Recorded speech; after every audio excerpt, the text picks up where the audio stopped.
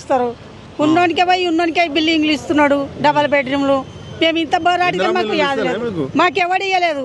కిరాయి కొంపలాలు ఉన్నాం ఇప్పుడు. చీరలు బతుకమ్మ చీరలు ఏ చీరలు లేవు, బతుకమ్మ చీరలు లేవు, ఆ చీరలు లేవు. పెన్షన్ ఎంత అవుతుంది? నాకు పింఛనే లేదు, ఇంకెడికెళ్ళి వస్తుంది. 25,000 ఇస్తారా మహిళలకు? ఇస్తలేరా? పింఛనే లేదు అసలు. మరి ఇప్పుడు మన రేవంత్ రెడ్డి ఓట్లు అడుగుతానికి వస్తాడు, ఏం చెప్తావు? మేము ఎవరికి వేయమని చెప్తాం. ఎవరికి వేయమని చెప్తావు? ఎందుకు వేయాలి? భూతాల మీద ఉన్నామంటే ఉన్నాము, ఈ కష్టం చేసుకొని బతుకుతున్నాం సాల్గంటే అంతే.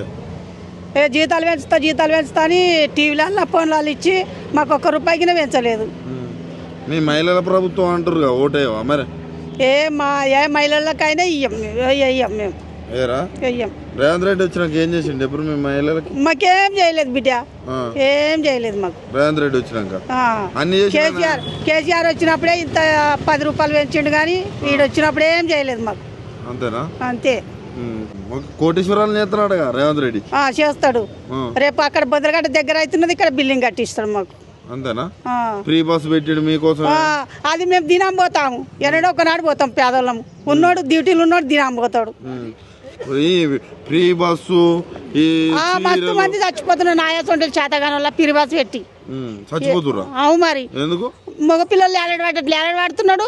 మీరు చచ్చితగిన మాకు దాదులేదు పిల్లలు లేదని దంచుకొని పోయేటాలక స్టేషన్ల కాడ నీళ్ళు పెట్టకొచ్చాడు. చేతగాని వాళ్ళు అని వాడి వస్తున్నారు. ఈ సన్న బియ్యం కూడా ఇస్తున్నాడు, అయ్యన్న చూసి ఓటేవా? సన్న బియ్యం తినము, దొడ్డు బియ్యం. నీయాసంటోళ్ళు 10 రూపాయల కిరాటే తెచ్చుకొని తింటాం. ఆయన సన్న బియ్యం సీరియల్ అన్ని ఓటేవా? అప్పటి పూర్తికి చెప్తారు. అప్పటి పూర్తికి సందులు ఉన్నా కానీ అమ్మ నీకు నమస్తే మేడం అంటారు. అప్పుడు మేడం అంటారు, నెత్తి నూనె లేకున్నా కానీ మేడం అంటారు అప్పుడు. ఓకే.